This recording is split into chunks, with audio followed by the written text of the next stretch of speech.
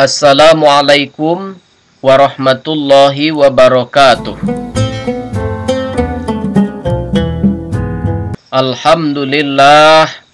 Alhamdulillahillazi amarona bittaqwa wa na'malus solihat wa nasbutu bil imanil kamilat.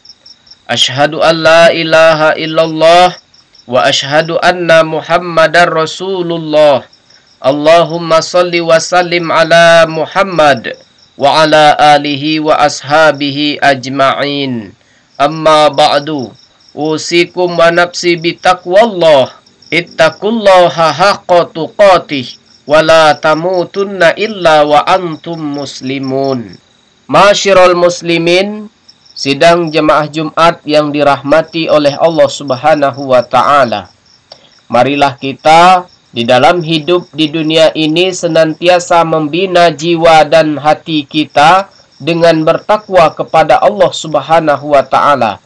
Dengan takwa yang sebenar-benarnya berarti kita semuanya sebagai umat Islam hendaknya senantiasa menjunjung tinggi, menghormati serta mengamalkan segala perintah Allah Subhanahu wa taala dengan sungguh-sungguh dan dengan keikhlasan.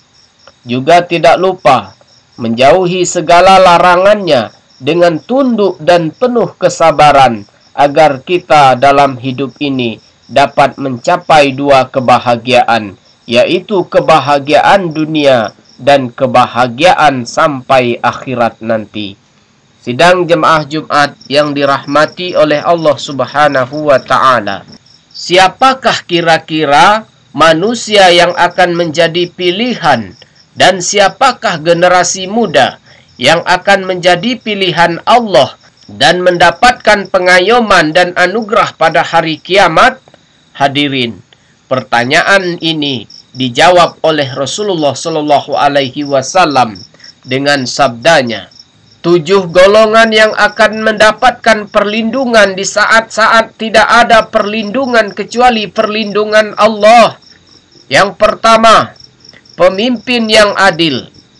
Pemimpin yang adil ini adalah pemimpin yang jujur, yang tidak fasik, tidak suka melanggar larangan Allah, yang benar-benar berjuang untuk kemajuan umatnya, juga bertanggung jawab atas kebaikan umatnya di dunia maupun di akhirat kelak. Yang kedua, pemuda yang tekun dalam beribadah kepada Allah Subhanahu wa taala. Seorang pemuda yang akan mendapatkan pertolongan dan pengayoman dari Allah di akhirat nanti adalah pemuda yang di samping giat belajar, memperdalam ilmu pengetahuan, dan mempercerdaskan otaknya untuk mempersiapkan diri di hari esok, juga tidak lupa untuk beribadah kepada Allah, bahkan ibadahnya lebih tekun daripada yang lainnya. Yang ketiga, seorang laki-laki yang di hatinya selalu tergantung kepada masjid. Orang ini selalu merindukan masjid, tempat ibadah. Ia sangat menghargai dan membanggakan syiar agama Islam. Justru masjid sebagai lambang tempat ibadah seorang muslim kepada Allah Subhanahu wa taala. Maka dengan cintanya kepada masjid, ia akan selalu berusaha untuk memakmurkan masjid, membantu kepentingan dan kebutuhan masjid. Dan yang keempat, 2 orang yang berkasih sayang karena Allah, berkumpul karena Allah, dan nanti pun berpisah pun karena Allah. Ma'asyiral muslimin, sidang jemaah Jumat yang dimuliakan oleh Allah Subhanahu wa taala. 2 orang yang saling berkasih sayang karena Allah, orang ini akan mendapatkan pertolongan dari Allah pula. 2 orang yang saling membantu demi kebaikan dan kebenaran, saling menasehati, saling mengingatkan, saling berlomba-lomba dalam mengerjakan kebajikan. Orang yang demikian itulah orang yang tidak akan dirugikan oleh waktu.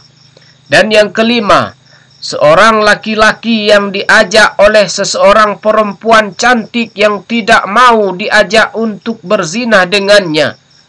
Pemuda yang satu ini benar-benar mengetahui batas-batas pergaulan sehingga ia menjaga dirinya jangan sampai terjerumus ke lembah kemaksiatan seperti berbuat perbuatan itu dan lain sebagainya.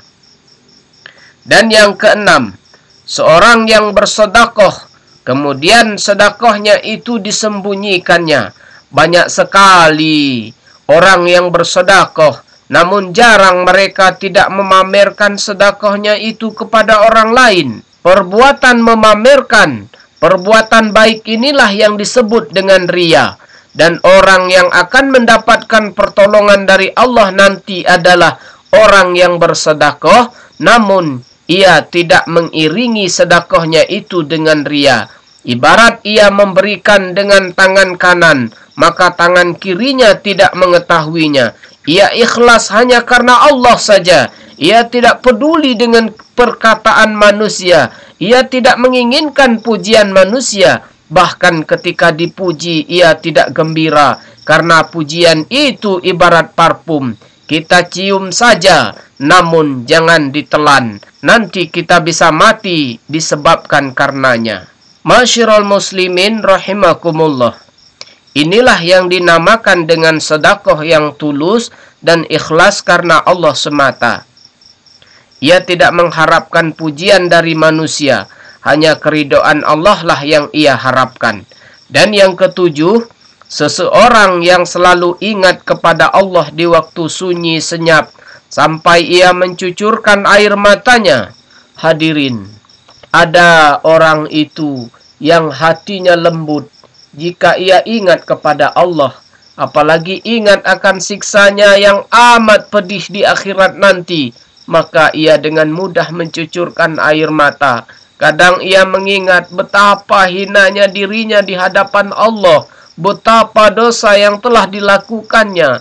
Apakah ia benar-benar akan selamat dari siksanya di akhirat kelak? Orang yang semacam inilah yang akan mendapatkan pertolongan dan pengayoman dari Allah Subhanahu wa taala. Demikianlah maksud dari hadis Rasulullah sallallahu alaihi wasallam sebagai akhir khutbah saya yang singkat ini. Mudah-mudahan bermanfaat. Barakallahu li wa lakum fil Qur'anil azim. Wa nafa'ni wa iyyakum bima fihi minal ayati wa zikril hakim. Aqulu qawli hadza fastaghfiruhu innahu huwal ghafurur rahim.